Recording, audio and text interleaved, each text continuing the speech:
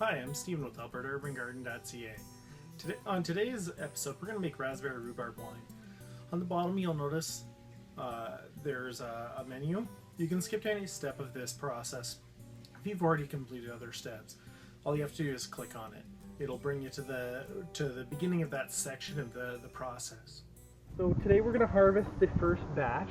It is about ready to go. So it is early June.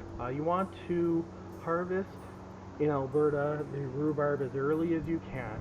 The further along you get in the season, the more starchy and stocky the canes get, and that's just not, you don't want that for any time you're baking or you're making wine with it. You want it when it's really sweet and very supple early in the season. So we're going to go ahead.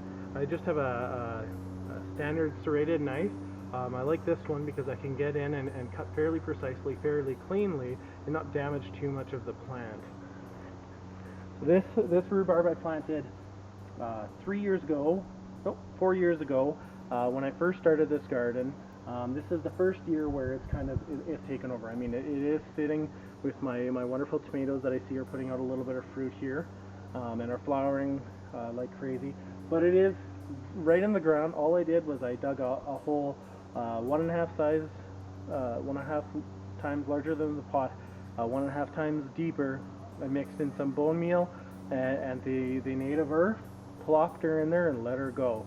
Rhubarb puts down a tap root, which means it dries really far down. We're sitting on top of a little bit of a slope here in clay, so I don't really particularly pay attention to watering the rhubarb because it does get the water from all the way down. Even if it's been dry for a number of days in a row, this thing is still pulling water from fairly deep down. Now in Alberta we've got a lot of sandy soils, so you might want to take a look at that. And if you do have sandy soils, maybe just give it a little bit of water every once in a while.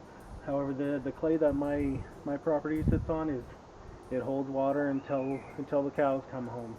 So what I like to do is I like to cut the leaf off first, and not edible, but it does compost fairly well. I like to cut the leaf off first so that I can get down and get as close to the base of the cane as I can. Try not to damage the young sprouts. So you see right here, it is just nice pink red and nice long cane. We're going to continue to harvest these, and I'll come back in a second. So as you can see, we got quite the harvest of rhubarb. Now we're going to go into the house and wash it just with water, and then I will show you how to start the process to get it to a point where you can make wine out of it. So we brought the rhubarb inside. We've washed it just simply with water, and now what we need to do is we need to cut it up nice and small. Kind of, you're looking for about a 1/2 centimeter little pieces, and this will allow, when it freezes, for all the cells to kind of burst and for us to get at all the sugar. So when you're done cutting up all the rhubarb, just take a regular freezer bag, put it in there, weigh it, mark the weight on there, and then drop it in the freezer until you're ready to start making the wine. It's mid-July. Second crop of rhubarb is ready to go, so we're going to harvest that today. This is the last week of July, and we've been picking raspberries for a little bit here, but these are the nice, juice, plump raspberries. I'm very excited. So we're going to collect them and freeze them just like the rhubarb. So we've frozen these, and now the next step is to take them out of the bags and put equal amounts of sugar on top. So these were frozen as we harvested them. We have 21 pounds of fruit. We've actually frozen that, and we've put it in here. So this is the primary fermenter, and this will be its home for the first stage.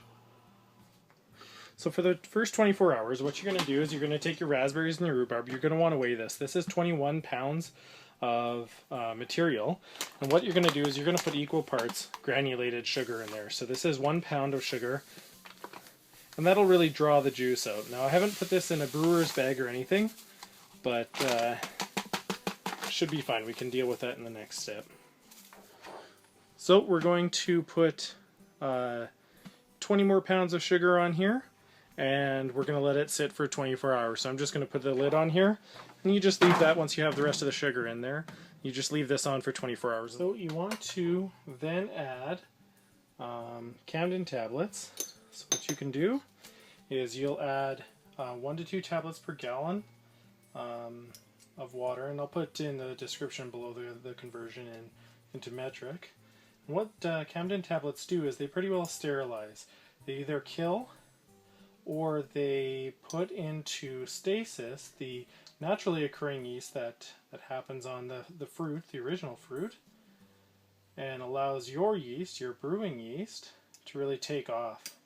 So with the Camdon Tablets in there, you just want to give it another good stir. So we're going to place the cover on there and leave it for 24 hours. So it's been 24 hours. Next thing is to take a packet of wine yeast or champagne yeast and just sprinkle it on. It's been 3 days since we put the yeast in here.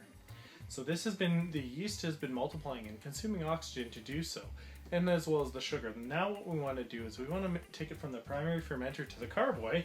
So this is a clean, sterilized carboy. And what we're going to do is deprive this of the oxygen. What that does is it forces the yeast to consume the sugar, produce carbon dioxide, and the byproduct of that without the oxygen is the alcohol.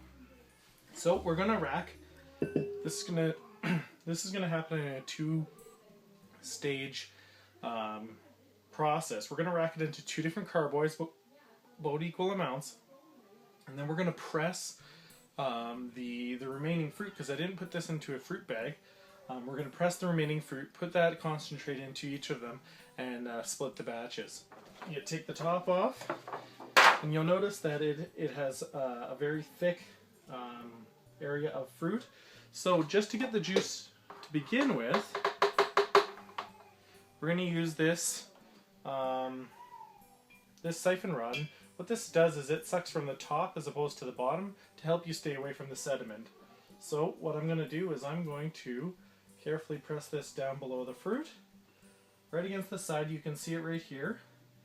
And then take one big suck on this, trying not to get any of the product in my mouth.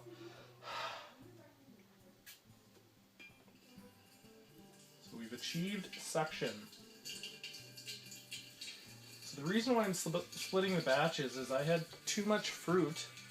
I had too much fruit for the volume of water that needed to go into this primary fermenter, but that's alright. We'll get the concentrate out. The sugar and the yeast have been working, and then we'll just split the batches and add the remainder of the water in here. So we're going to continue to siphon off, and I'll be right back. So I've partitioned them roughly equally between the 2 carboys, and I tried to match the color. I'm not great with colors, but I tried to match the color because some of the liquid had stratified. So on the right is a funnel, and on the left is my redneck fruit press, and that involves a fine mesh colander and a steel bowl. They've been cleaned and sanitized. So the next step is to mash the fruit. We want to get all the good juice out of it. And all we really did was freeze it and put it in here. So we're going to give it a good mash, and then we're going to run it through the sieve and the bowl, and what's left of the paste can end up in the compost. This is great for the compost, and we'll just extract the last of the juice here. So we've mushed up the remaining stuff to as much as we're going to. So just going to gently pour it through this. Let the juices come slowly through. If you put too much pressure on it, it'll run all over the place. But through hydrostatic pressure, if you don't put a ton of pressure on it, it'll run to the bottom of the steel colander. So just nice and gently press down with the bowl. We're just going to alternate between the carboys so that we get it separated roughly equally between them two. So of the original 34 liters that we needed to add into here, we're only able to add 17. So we're going to add half here and half here, the remaining 17. So I'm just going to take, again, this bottled water and pour it in here. So we'll come back when we've added the remaining 17 liters of water. So the next step after we've filled it with the water is to prevent oxygen from coming into this system. So what we're going to use is a simple airlock system. The yeast will continue to consume the sugar, but they won't be able to replace the oxygen, which will then create the alcohol for which we're trying. So there's just a line in here, and what this allows you to do is the carbon dioxide will be produced. It comes up the central stalk, down the cup, and out, and oxygen cannot return because the water prevents that from happening. So we're just going to do this and come back in a week. So it won't start bubbling right away. It usually takes a little bit of time, but as you can see, the cup in here has gone. It'll start bubbling furiously in about 24 hours. The wine has been sitting for about 3 months now, just batch aging. Pretty much everything is slowed right down. There's no active fermentation going on, but I figured I'd do some batch aging and allow the 2 different batches to kind of get nice and settled in before we bottle it. It'll be another 9 months before these are ready to go, but we'll bottle them today and finish it up and put it on the shelf for 9 months. So this is a wine thief, and basically it does the same thing as a bottling rod, and it has a stopper in here. So what you can do is you can put this down into the wine, pull up, and the stopper drops into place, allowing you to maintain a column of water. This is a hydrometer, and basically it measures the specific gravity for you. So we're just going to measure the specific gravity of these and check it out. So what you want to do is you want to take the bung and airlock off. We don't need those anymore. Simply put it down into the column. You want to let it fill up. Then you can put your meter in there. So as long as you're sitting above 1.0, your wine is done. So the active fermentation has been completed. All you need to do to drain this is press the plunger. Nice easy way instead of having to siphon into a separate piece of equipment. The next step to do is to siphon it into the bottling. So the next step, what we're going to do is we're going to transfer it from the carboy to our primary fermenter to allow us to just a little bit easier bottle this wine. So this is a siphon rod, and what it does is it actually sucks the liquid from the top as opposed to the bottom to help you prevent getting sediment in it. So what you want to do is you want to clean and sterilize this, obviously. I'd like to put it right against the side gently, about halfway down the column, and you're going to exhale and do one swift movement to try to bring this into the siphon rod.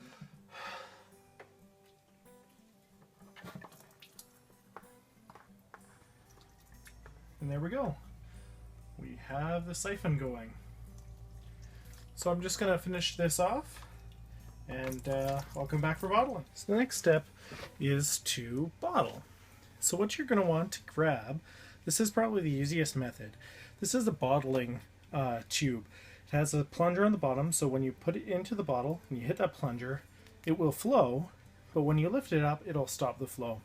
So all that you do with this particular one is there's a glass end that fits snugly in the tap here, and you just kind of put it in there. When you're ready, you flip it open and you use the plunger. Now you can filter this wine just like a white wine. I don't recommend that because you're going to lose a lot of this color. You can't really see it since this is kind of an off clear container, but the color is absolutely brilliant. And that's one of the best parts about having a fruit wine is the colors that you can get with it. So I'm going to grab some bottles and we're going to start bottling. So as you're doing this, you probably notice that if you got a little bit of your wine in your mouth when you were siphoning it or just smelling it, it doesn't smell like the end product you want. Don't worry. In about 9 months, so about a year of overall aging, it will turn into this beautiful, beautiful wine. Right now, it's usually pretty strong with the flavor of the fruit as opposed to nice wine, but just give it time. So I've given it some white backdrop to our first bottle to show you some of the colors that come out in this wine.